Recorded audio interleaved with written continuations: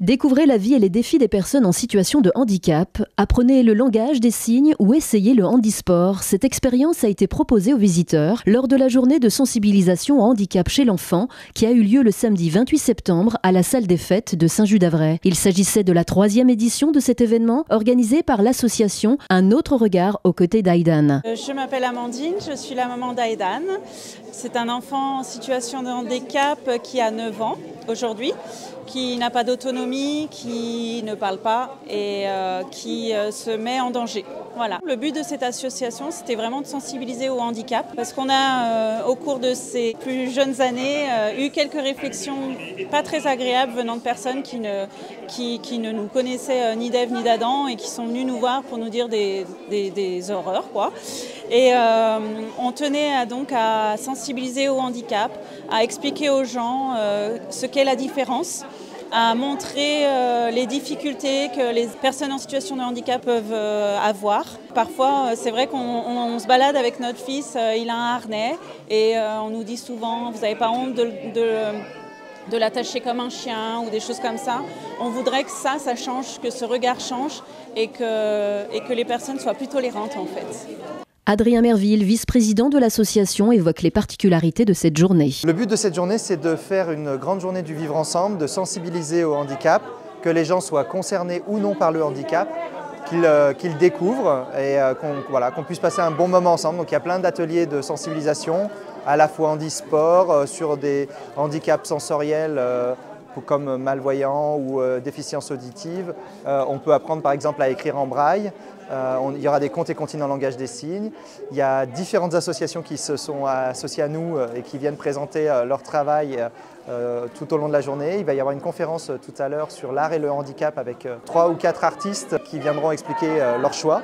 Particularité de cette année, on a encore plus axé sur le handisport, donc on a 4 sports paralympiques. On essaie de créer des nouveautés chaque année. Donc par exemple là on a des coloriages daltoniens.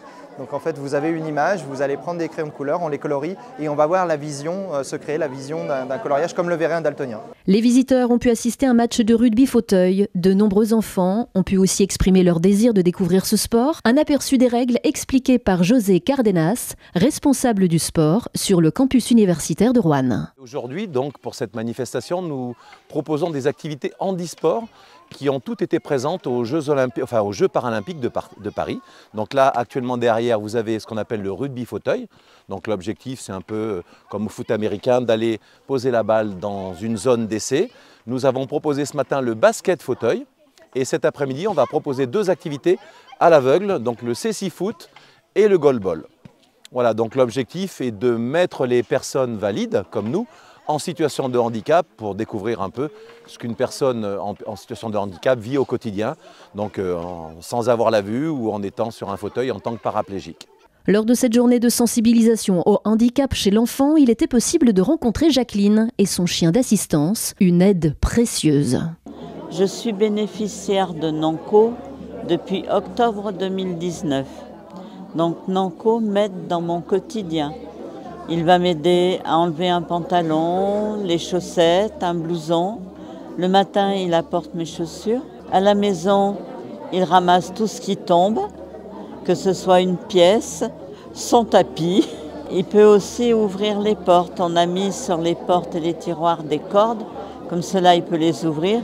Et ensuite, il les referme en poussant avec son nez. L'avantage de ce chien, c'est qu'il n'aboie pas. Il n'aboie qu'à la demande. Donc mes voisins sont prévenus que s'ils entendent aboyer le chien, c'est parce que j'ai un souci, donc il faut m'envoyer du secours. C'est un chien qui est hyper tranquille, hyper affectueux.